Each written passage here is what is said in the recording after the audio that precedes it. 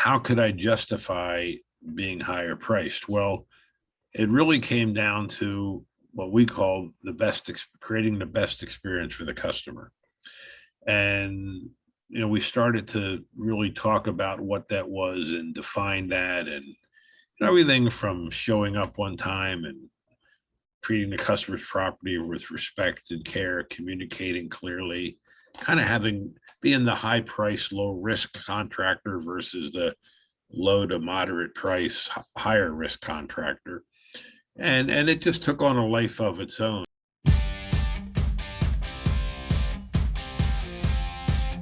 This is the Wealthy Contractor Podcast, brought to you by G4 Marketing. Interviews with today's top home improvement entrepreneurs about marketing, sales, money, mindset, and lifestyle. Now, here's your host, Brian Kaskavalcian. Hello, everybody, and welcome to another episode of the Wealthy Contractor Podcast. And he's back. One of my favorite people, Mr. Charlie Gindele, Renewal by Andersen of Orange County. Hi, Charlie. Welcome back. Hi, Brian. Yeah, thank you, Brian. It's good to be with you again. I think this is like the third time I could. Charlie's one of those people that I could have back. Like every week, we could have a conversation, and it would never end. All of the good advice and experience and inspiration that would come out of Charlie. So I was just telling Charlie before we turned on the recording that my thought was he was the very first person I called, but when the world got shut down. And I was like, Charlie, what's happened? What's going to go on here? We recorded that. We actually made it a podcast. And remember that was like middle of March of last year. We had no idea what was going to happen. And what ended up happening was just a boom for home improvement. And now that things are, kind of coming back to normal, as far as us being able to move around, not have to wear masks, go out, be in public, that may be normal. But what's not normal is a lot of the stuff related to business. We've got inflation. We've got production problems. We've got labor issue. There's all kinds of stuff going on. So what are you thinking? What's going on with you as we sit here at the beginning of June of 2021? Well, we had a sales meeting this morning. It's only the second in-person sales meeting we've had since March of last year. We were doing two like Zoom calls per week because we didn't really have our sales team together. But we had one last Thursday face-to-face. We had one today face-to-face. And as I was reflecting back on it, I told him, I said, in all the years I've been in this business, we've got a lot of new sales reps on our team because we've really been growing. So if this was for them, but also for my more veteran sales reps, these are kind of unprecedented times that we're living in. I've never seen such a home improvement boom like we have now. We've been running with about a 2 to 3 week backlog on booking sales appointments since probably January. And, we've been growing our sales team. We've had I think we have our fifth sales class this year. Fourth sales class this year that started this past Monday, June 7th. And, we're up around 32 sales reps. We're going to be at 40 by Labor Day. Wow. And we've actually pulled back on a lot of our marketing. And we've got the lead time now down to about 8 or 9 days. But as we've added sales reps and sales capacity, cut back on marketing, trying to manipulate the levers so we're not too far out. But I've never seen appointments. Our average sale is up and around the $25,000 range. One of the key things we track is revenue per appointment. So you take all the jobs you sell divided by the number of appointments you run, and you get your RPA. And last year, our RPA was about $5,600. This year it's 7,100 year to Oh date. my God. Wow. I mean, every appointment we run, whether we sell it or not, we're Right. bringing in $7,100 of revenue. And so it's unprecedented times. But, and we've been on obviously a growth curve. We've been recruiting and hiring sales reps. We've been recruiting and hiring installers. Right now we're running about 27 or 28 crews, and we're still looking to hire more people. But the other thing and I'm sure other people are running this too now, is the supply chain disruptions and the long lead times on materials. And I've never seen so many back orders from suppliers as I'm seeing now, where it's just taken, the materials not coming in a consistent, predictable manner. So it plays havoc with scheduling, installations, and manpower adjustments and things like that. But unprecedented times. And I mean, I've seen times like this in the past, not quite as strong or powerful as now, but I have seen times like this. And I guess the lesson I've learned in the past, and I'd like to pass on to other folks, is don't confuse activity with productivity.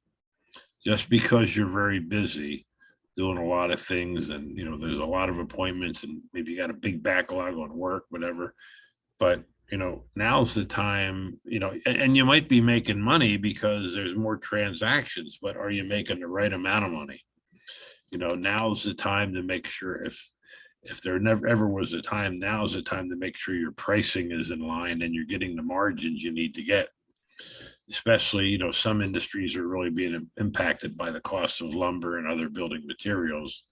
For the most part, our costs have been pretty stable, but you just got to keep your eye on that, because you may be busier than you ever been, and you're not really making the money you should make, and it'd be a tragedy to put all that effort in and then wind up with little when it's all said and done. Yeah. One of the things I'm asking people a lot is kind of it's the crystal ball question, become a fortune teller. I mean, how do you see this playing out? Do you see demand continuing, or do you see a big, I don't know, maybe correction or normalization coming? Do you feel that we are leveraging future business this year? What are your thoughts on that? Well, the inventory of homes out there isn't getting any newer. It's getting older every day, right? And I mean, we're seeing in our market homes that were built in the 90s and early 2000s are starting to become candidates for replacing windows and doors. In our case, the builders put in the cheapest vinyl windows and vinyl patio doors they could, and here in Southern California, starting in the mid 90s, and now they're 20, 25 years old and they're falling apart. Mm-hmm. So we're going in there, and in our case, our product's not vinyl, it's a composite material. And, so it's a pretty powerful story to share with people that have a vinyl window that's failing, and say to them, most of them are not inclined to go back with the same type of product. So we have a different product, a different story. But I mean, when you look around the marketplace, I mean, most all of us are just individually as companies are just like a little dot blip on the radar screen, compared to what the potential market is. Now, I do believe that, if the government keeps going the way they're going, interest rates are going to start to trickle up. And that's really going to put the brakes on things that are happening, because, mortgages are still in the 3% range, give or take a little bit. And if they start creeping up to high threes to 4.5%, that's going to give cause for homeowners to have concern. They're going to stop borrowing against the equity in their home. Maybe the growth of equity will slow down. So I don't have a crystal ball, but I just think, there's an old saying, make hay while the sun shines, and cash is king. So, make money now. Don't squander it. Don't go out and do crazy things. Save some money, put some money away for a rainy day, and make good decisions. And you will all be fine. It's when we get quick rich overnight, and we go out and buy all kind of bright shiny objects and do crazy things, and then all of a sudden, things slow down, and then we start, giving it all back. So I would always say be frugal. Be frugal, and the money you got under your mattress, no one can take it from you. You spend it, it's gone, you never get it back. So not that you don't want to enjoy your life and have fun and do the good things in life, but just be frugal and be prudent, and save some, put some away for a rainy day. Yeah. This reminds me a little bit of the 2000s, the mid 2000s. And I actually, I'm updating our definitive guidebook, which that project started probably a year ago. And I think you, with your help, you wrote the foreword for this book, and we still have to send you the final version of it. But I went in there and I basically had to rewrite the whole thing. And I used the example in there of that's about relationships, but relationships is one of the fundamentals of business. And I talked about your business back in like 07, 08, when times looked kind of like this. And you had 24 big competitors in your marketplace. Yeah. That within a matter of, what was it, like a year or two? I mean, they stopped advertising, and I'd be willing to bet only a couple of them are probably even still alive anymore, right? As businesses. Yeah, and I've got a list of about 35 companies that were competing in our marketplace in about 2008. Yeah. That by about 2014 or 15 were gone. Yeah. Some of these were 30-year-old businesses. Some of these were 30-month-old businesses. And I think it all goes back to, if you build a home on a weak foundation, it's going to collapse more easily than if it's built on a solid foundation. The same thing for your business. If you know the numbers of your business, if you charge the right price, which is generally going to make you at the higher end of the spectrum in your market, so that's why you got to have marketing, and you got to have a sales process, sales system, and then you got to be able to deliver that customer experience. If you do those things, and you understand the cost of your business, you make money. But, you can't be the low price leader, even the middle of the road price guy, and it'll eat you up. And you got to be careful about building too much overhead, I mean, being too careless and taking on too much fixed expenses, and you want to stay limber and, flexible as much as you can, so you can be adaptable. The old story, who moved the cheese, right? Well, the cheese is always moving, and you got to be adapt to those changes, and be flexible. And what worked yesterday might not work tomorrow. So I want to be careful with this conversation. I always say it. I'm not doom and gloom. I'm right. Opportunity. Let's learn from, I'm getting older now. You're getting older now. We see these things, come and go. They're cycles. And when I was younger, I didn't see it. I didn't know, oh, this thing can blow up. You mean the whole thing can go away and we could be stuck in a recession? And so now what I'm trying to do is to help people to see that this is an opportunity, but it's an opportunity to create that foundation, to get the fundamentals right, so that when things normalize, however they are going to normalize, you're not one of those 35 companies that you competed against that were literally gone within 5 years. They were done, finished, because of some of the things that you mentioned: not having the right price, not having the right profit model, the customer experience. You want to talk about, I've asked you to talk about these things before, but I think we could talk about them over and over and over again. the fundamentals are the fundamentals of this business, aren't they? Yeah, the fundamentals will always be there. And, you know, uh, the reason a business is in business is to make a profit.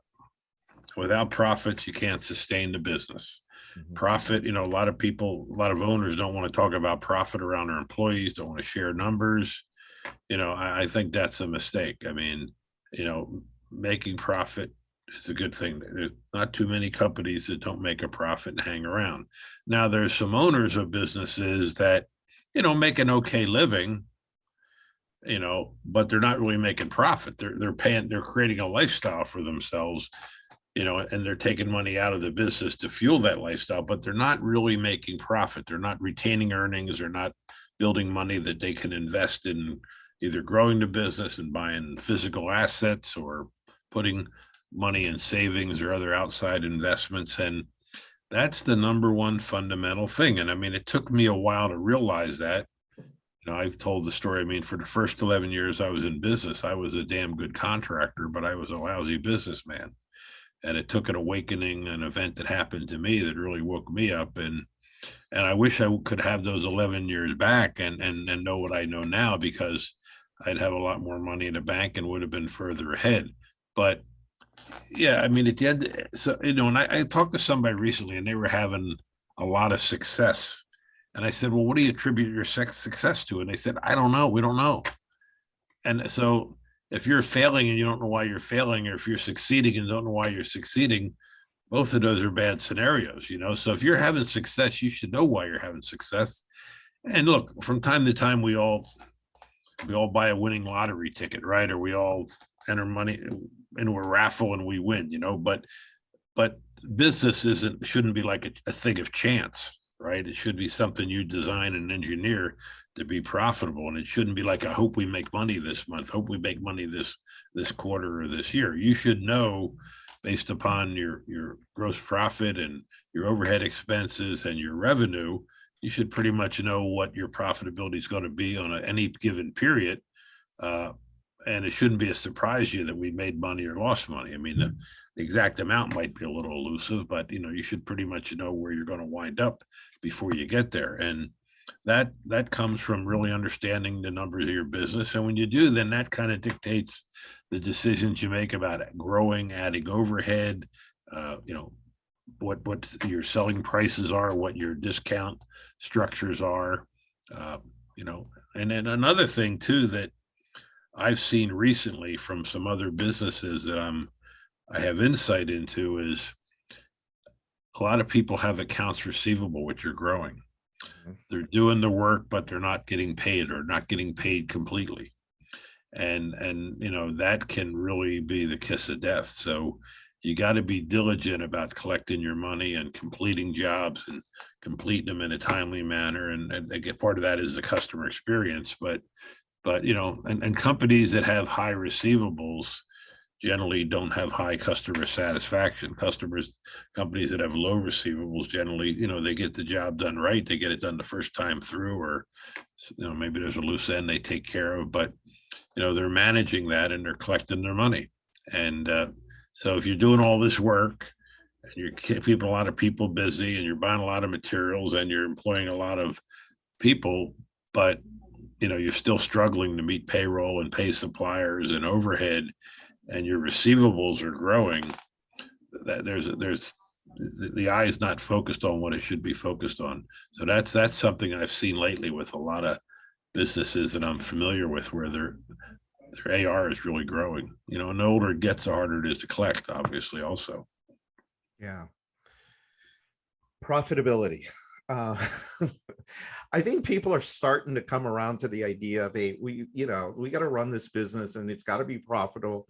We have to understand our numbers. We have to understand pricing. I mean, you've seen it as much as I have. People that work and work and work for years and years and years and just barely make a living in this business, even though they're turning millions of dollars a year.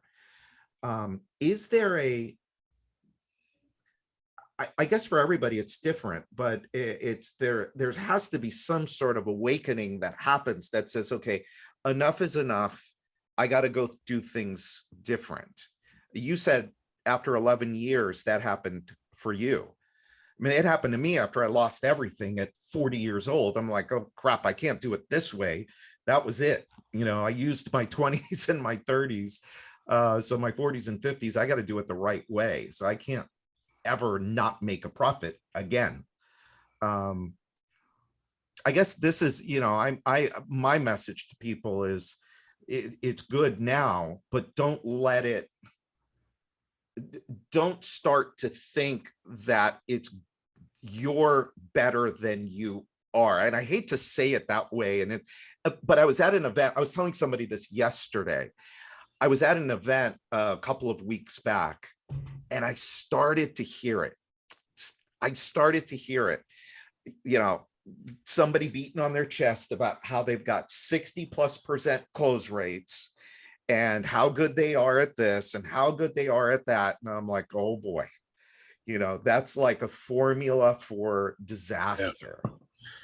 I would say if somebody's got a 60% close rate, they should probably raise their prices and lower their close rate to 30 or 35% and sell fewer jobs and sell more profitable jobs. Because when you talk to people, the problem you hear everywhere is I can't get labor, right? I can't get help, right? So if you can't get help, you can't get enough people to install the work, then why would you continue to sell stuff at a lower rate than you can? I'd rather pull my close rate down. I'd rather cut my marketing, raise my prices than maybe not sell at 60, close at 60% and close at 30, 35 or 40 and sell fewer jobs, but more profitable jobs. And then I don't need as many installation assets and installation people, and I can make a lot more money. I mean, most people would rather do less and make more than do more and make less, but they get caught up in the business, and this business can be like a drug, it can be very addictive, and I need more and more, and we're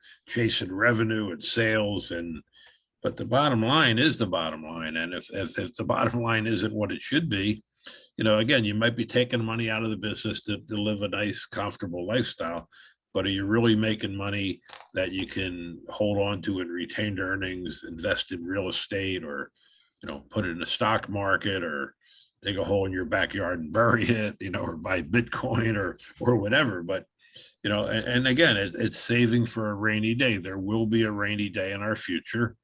I don't want to be doom and gloom either. I think I try to be very positive, but I also try to be realistic. Yep. And, there's a lot of crazy stuff going on in this world. I mean, who thought we'd have a worldwide pandemic? Yeah. Most of us in this industry were fortunate in that we were determined to be essential, right?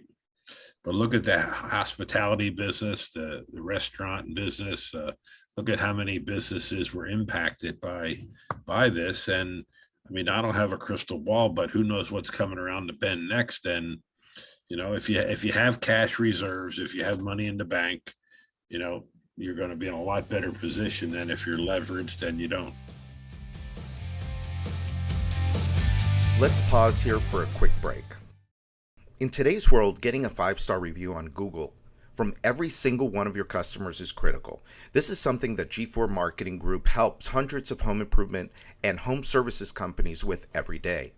So we put together a free 5-star customer experience checklist to help you ensure every one of your customers are getting an experience that will turn them into raving fans. You can get your copy of the customer experience checklist today. Just go to g4marketing.com/CEX. The checklist will walk you through 30 points in your customer journey that you can improve today. That way, you'll be able to turn today's customers into tomorrow's leads, sales, and profits. Just go to g4marketing.com/CEX. That's GFOUR marketing.com/CEX to get your copy of the checklist today. Then, when you're ready to automate your relationship marketing so that your customers grow your business for you, just give G4 Marketing a call at 305-856-8788, and we'll give you a free demo to show you how your future business profits are hiding in today's customers. Now let's get back to the episode. Yeah, so profitability, that's it's one of the big fundamentals. One of the other things you talk about a lot is customer experience and your relationship with your customer. It's no, I don't make any secret of it. Charlie was G4's very first client, still is one of our top clients. But you're like really committed to this idea of customer relationships. It's not just about how much business can I turn, but it's also what happens during that process. So what are some of the things that you're doing now to make sure that your customers are continuing to get your red carpet experience? Well, going back, like I said, after 11 years in business, and I really realized I had to become a businessman and not just a good contractor, and I had to run the business by the numbers and start to learn the numbers.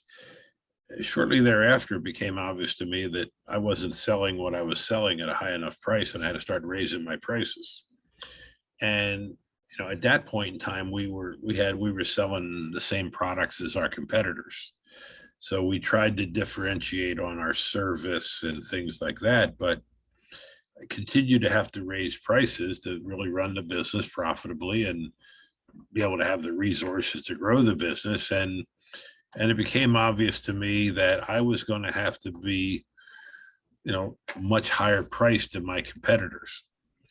And how could I justify being higher priced? Well, it really came down to what we call creating the best experience for the customer.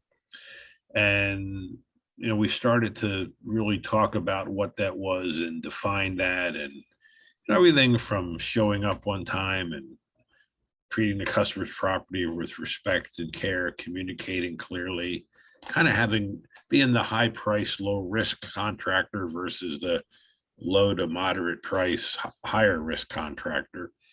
And it just took on a life of its own, and it became part of the culture. And then we started talking about creating the best possible customer experience, so, with the idea that if customers did business with us, they would have the best possible experience you could have in our marketplace. And if you did business with a competitor, you would have settled for a less than best experience. And then we start talking about things as, well, that wasn't the best experience. What do we need to do to change it? Or when something went sideways or didn't go as well as it could have. And we started doing autopsies on jobs. We had TQM meetings, and we'd look at what went right, what went wrong, what didn't go as well as it could have, what can we learn from it. And then that became part of the culture. And then eventually we morphed it into what we call the red carpet experience, where we wanted our customers to feel like they were celebrities, like just like on the Academy Awards or the Emmys or whatever, where they roll out the red carpet and, the celebrities are walking down on the red carpet. Everybody's taking pictures of them and trying to stick a microphone in their face and interview them and all. We wanted to make our customers feel like they were the focus of our attention, our entire team. And basically we wanted each customer to feel like that was the only customer we had, even though we were doing, many jobs, but we didn't want the customer to feel like they were just another number. And, I've had some personal experiences in my life where I've received that type of service, and it feels really good. It feels really wonderful. And, we've all, bought things that were more expensive. And then, it feels, if maybe it's an article of clothing, if you put it on, you just feel better wearing it. You can go to the Ritz-Carlton or you go to Motel 6, you still get 8 hours of sleep, but it's just all entirely different feel. Years ago, I bought a Mercedes-Benz, and the first Mercedes-Benz I bought, and I went to this Fletcher Jones Motor Cars, and it was a totally different experience at a Chevrolet dealer, or a Ford dealer, a Chrysler dealer. And so just all those things led to us focusing on the customer. And over the years now, we've built a culture where people are totally focused on the customer. We actually have red carpets that we roll out in the entryway of the customer's home.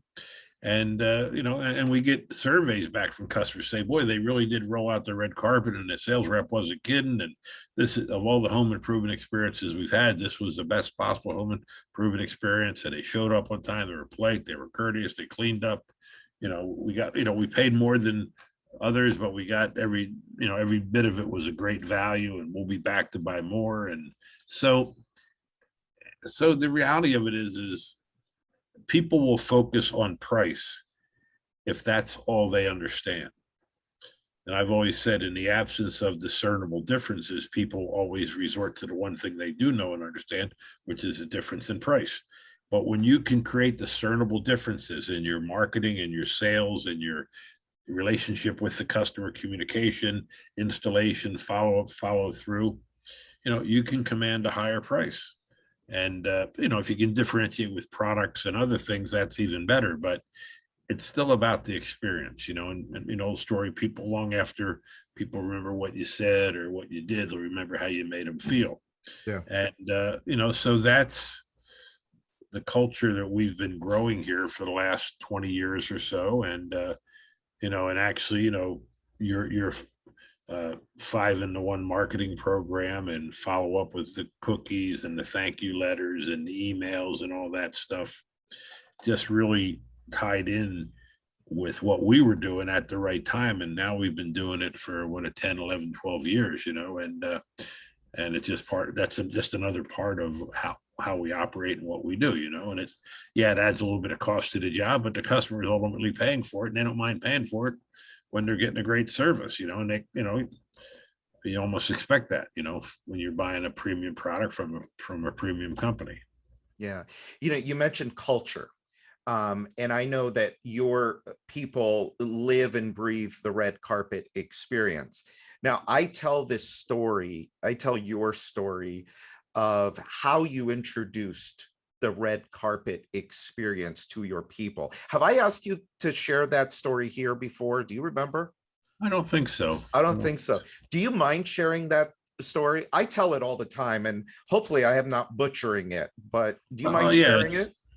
So like I said, we were talking about creating the best possible experience. And then eventually I got this idea of the red carpet. And so to really make this tangible to our employees, and again, this was about maybe 12 years ago, 13 years ago. And at the time, I was also really into Jim Collins's book, Good to Great.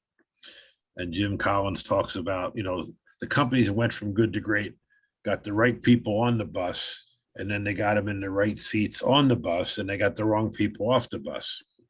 So, and that was a lot of that was going through my head at the time. So and every year we have a kickoff meeting in January where we get all our team together and we do a recap of the previous year, and we lay out all the goals and plans for the coming year. So we usually do it on a Saturday morning. So I got this idea, and so only one other person in the company really knew what I was doing. She was my confidant. She helped me organize it. So it was like, I forget, January 5th of that year. It was a Saturday in early January. And we arranged for, and a company was much smaller then, but we had about 45 employees. And we arranged for a yellow school bus. We said the company meeting is this Saturday at 7:00.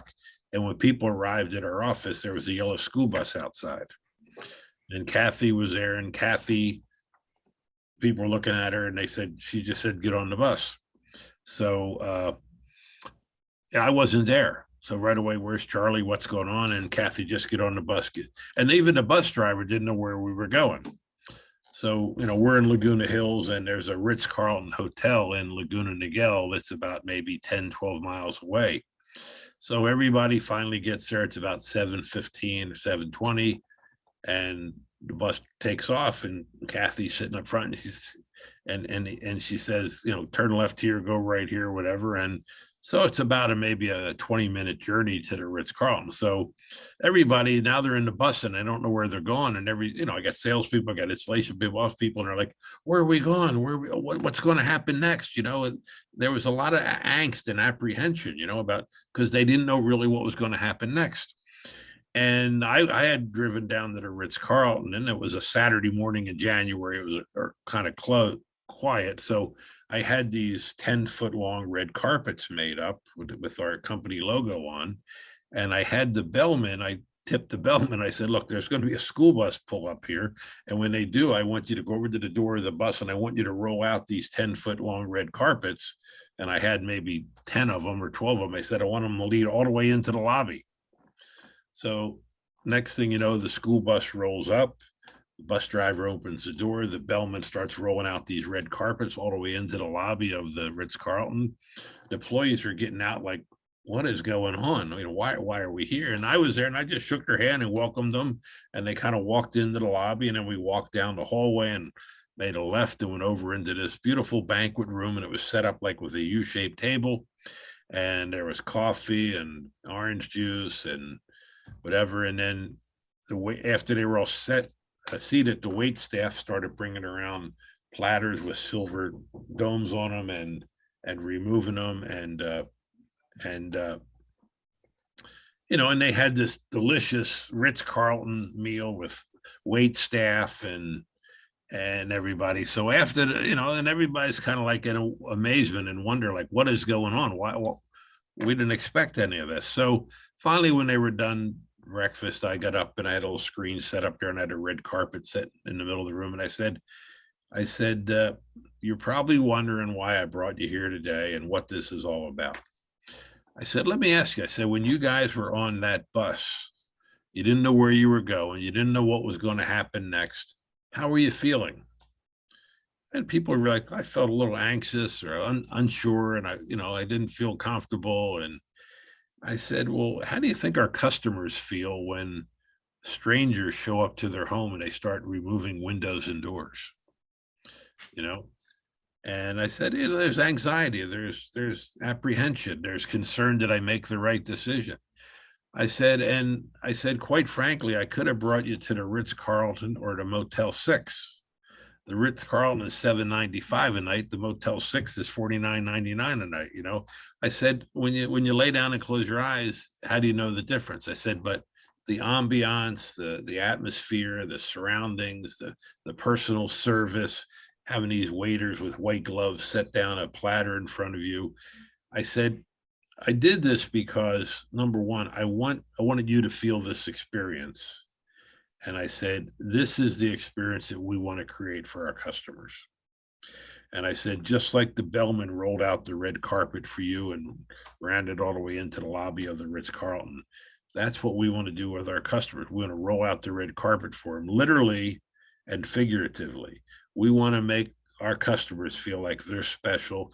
We want to put them on the red carpet. We want to, ease any of their fears or concerns. We want to alleviate any of their angst or apprehensions.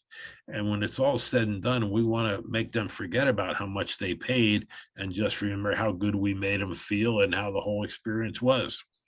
And I said, so that's really what this is all about. And so that's in a short way how we rolled it out to them. And then we just been building upon that ever since 12, 13, 14 years later.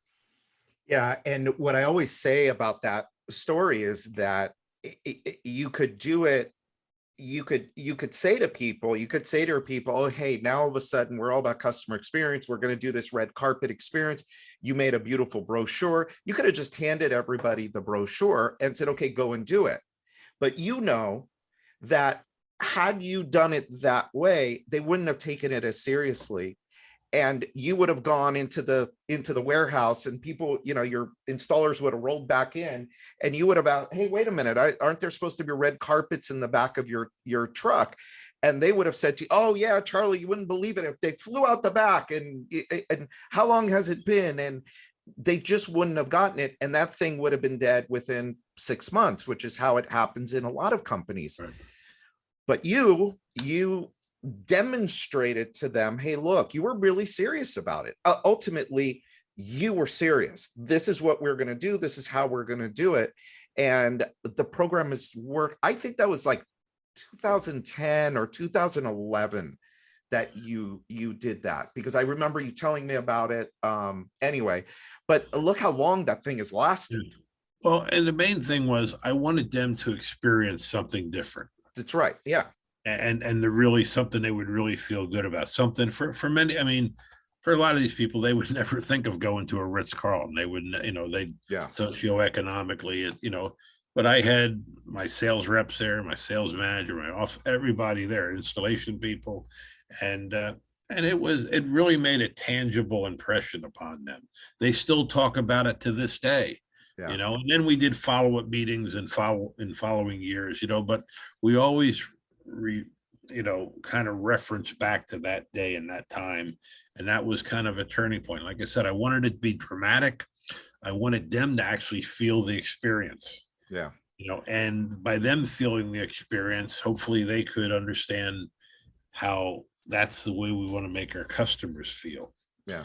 And that was a big turning point, and really it was a culmination of 5 or 6 years of focusing on the experience, but then the red carpet made it tangible.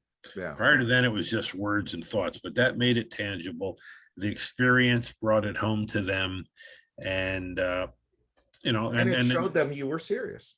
It showed them they were serious. I was serious. Yeah, I mean, I was deadly serious about it, and I really believed that that's what we had to do. It wasn't a gimmick. Yeah. It was really what we had to do to separate and differentiate. And when we're out there charging a premium price, damn it, we better deliver a premium experience to the customer.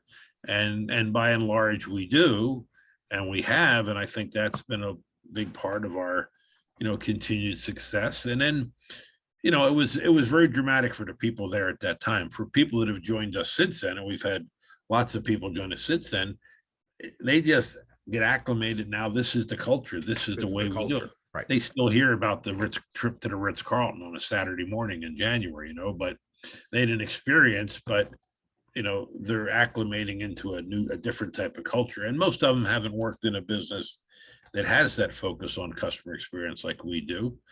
But, once in a while you got to weed out a bad egg, but for the most part, they acclimate to it very easily because it's so ingrained into what we do and how we do it. Right. So. Well, Charlie, thank you. Great hearing from you as always, and learning from you. And I think one of the big things for the listener too is, Charlie is he's never out to build a mediocre business. You can either have a really great business, you can have a mediocre business, or you can have a crappy business. And I think that it takes effort to build a great company. It takes an effort to put the fundamentals in place, but the rewards are definitely worth it. And in some small way, I'm hoping that by doing this, by putting this message out there, and by saying, hey, things are really, really, really good right now, take advantage of it. This is an opportunity to make money, to build that foundation, to develop those customer relationships, to put in the processes that you need so that you'll have a business that will last like yours and has made you a very wealthy man. Yeah. I mean, Jim Collins in the book Good to Great said that the companies that went from good to great, they found what he called their hedgehog concept. And their hedgehog concept was what can they do what can they do that makes money? Okay. Then what can they do where they can be like number 1 or 2 in their market? Okay. And then the third one was, what are you deeply passionate about? So if you can find something that makes money, that you can be the best at, and that, you love, your passion is there, where those 3 intersect, that's your hedgehog concept. And for me, this is what I do. I mean, I've told people it sounds a little bit corny, but this is the only life I have, and doing things well is really important to me. And, leaving a legacy is really important, and I mean, my father used to say, you never see the Brinks truck following the hearse, right? So you can't take it with you. So it's if they draw the final curtain, it's not what you have, but what you have done, and making a difference in customers' lives, making a difference in all your team members' lives, allowing people to, buy cars and houses and have babies and furniture and vacations and have a career and belong to a stable company and company they can count on and believe in and save for retirement and do all those things. I mean, becoming a real company, is really important. So, I mean, I learn every day, but being the best you can and making the best you can with the life you have, to me, is very important. And, hopefully that, that shows in the business that I run. I love it. Well, I appreciate you, Charlie. Thank you very, very much.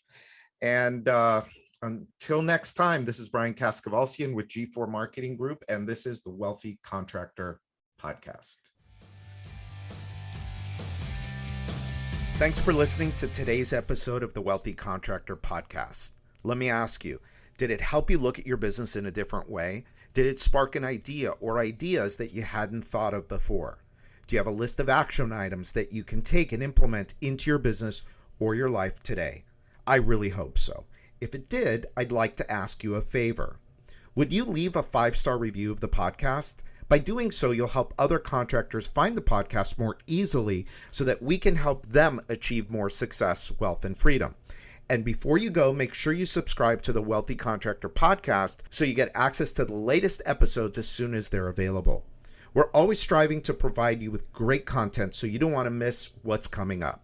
In fact, if you haven't already, make sure you go to thewealthycontractor.com and get your free copy of my latest book, The 7 Secrets to Becoming a Wealthy Contractor. Just pay shipping and handling, and I'll take care of the cost of the book. And finally, a big thanks to G4 Marketing for sponsoring the Wealthy Contractor Podcast. For over 12 years now, G4 Marketing has been the secret back office relationship marketing team for hundreds of home improvement and home service businesses just like yours. You get the customer, and our proven system turns that customer into 5-star reviews and profitable repeat and referral business. If your home improvement or home services company completes at least 10 jobs per month, they have a solution that will work for you. To find out more, sign up for your free, no obligation, 10-minute discovery call at www.g4marketing.com/strategy. That's GFOUR marketing.com/strategy. Set your discovery call up today, and they'll help you set your business up for long-term profits and success. So until next time, this is Brian Kaskavalsian.